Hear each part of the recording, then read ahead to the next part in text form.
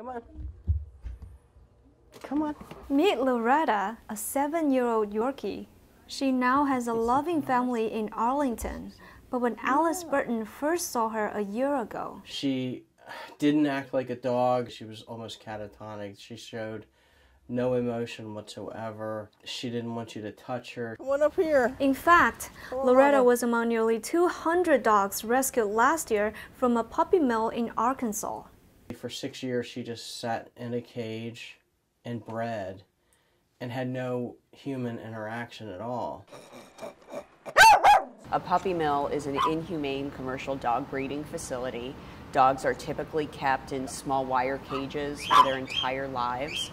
They're given usually just enough food and water to stay alive. They're denied veterinary care. They're bred continuously, and when they can no longer breed anymore, they're discarded or killed. The Humane Society of the United States estimates there are about 10,000 puppy mills in the country, pumping out roughly 2 million puppies a year.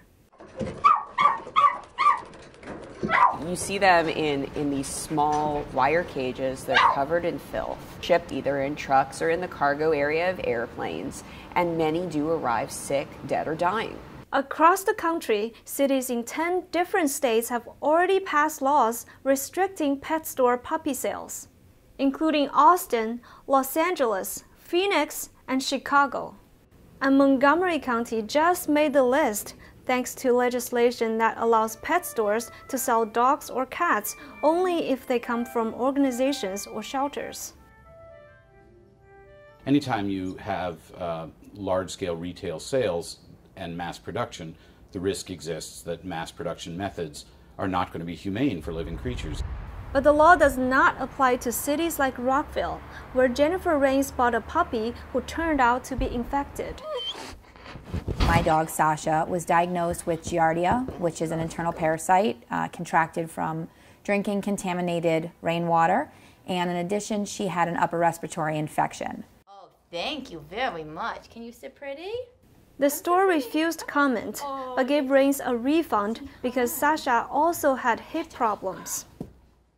In fact, the federal government issued a scathing report about Sasha's breeder in Missouri.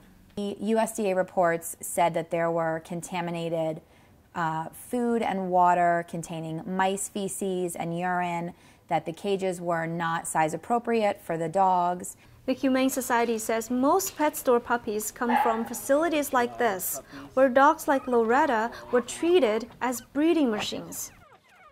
Because sometimes I can picture her in that cage. It breaks your heart to think that she went through that.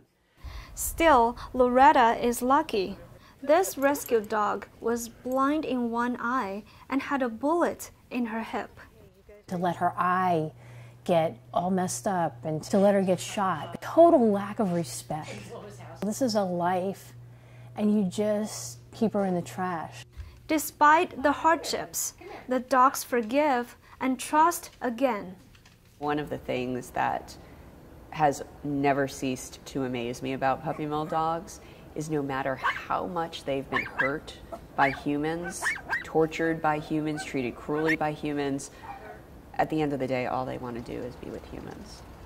Karen Ye, CNS TV, Gaithersburg.